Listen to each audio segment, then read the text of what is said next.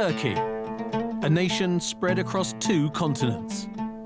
The arid Asian part of this country hides many secrets as old as civilization itself. Here in the desert, outside the city of Şanlıurfa, lies one of the most incredible archaeological discoveries of all time, Göbekli Tepe.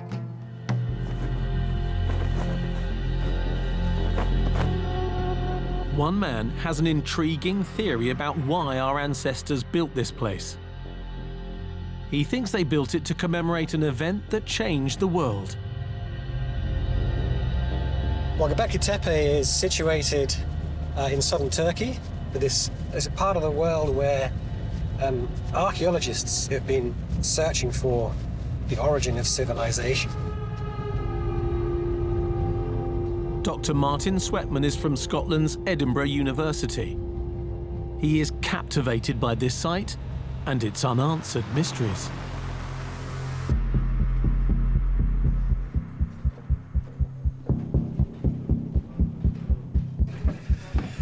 So here we have Göbekli Tepe.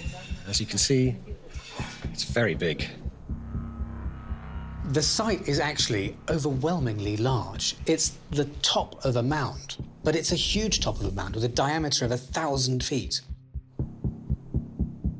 Although Göbekli Tepe, which means belly hill in Turkish, is a fascinating structure to study, its age is what perplexes historians.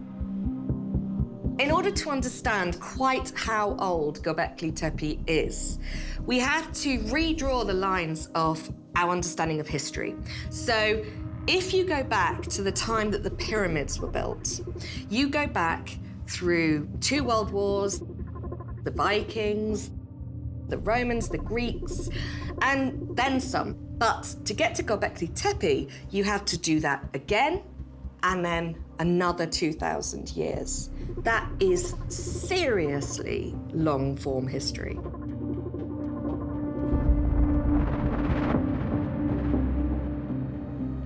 Göbekli Tepe is thought to date back to an age known as the pre-pottery Neolithic. Very little is known about these times, since people lived as nomadic hunter-gatherers and left few written records. We've got hunter-gatherers, quite a primitive lifestyle, and then they suddenly build this. I think you need a really, really good reason to do that, and I suspect, or at least it's my view, that the site's archaeologists don't really have an adequate reason for this construction yet. Mysteriously, this site was intentionally buried hundreds of years after it was built. Only by coincidence was it recently discovered by the family of Hasan Yildiz. Göbekli Tepe consists of over 60 pillars, arranged in several circles, which archaeologists refer to as enclosures. If this place was built as a temple, what do these pillars represent? The interpretation is that they are stylized human figures, and I think that's persuasive, particularly in the way that they are arrayed in this circular form, facing one another. And on some of them, you see a belt or a loincloth or the suggestion of arms. So the actual shape of these pillars is supposed to suggest a human body. What could have been done in this space? Because none of them have a head.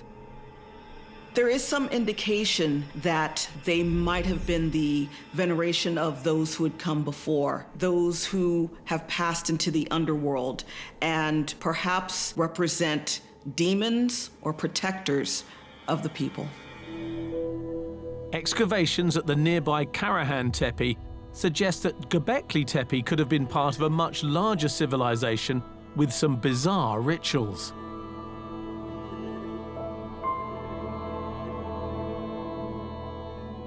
Excavations here only began in earnest in 2019. Could these ancient sites be somehow connected?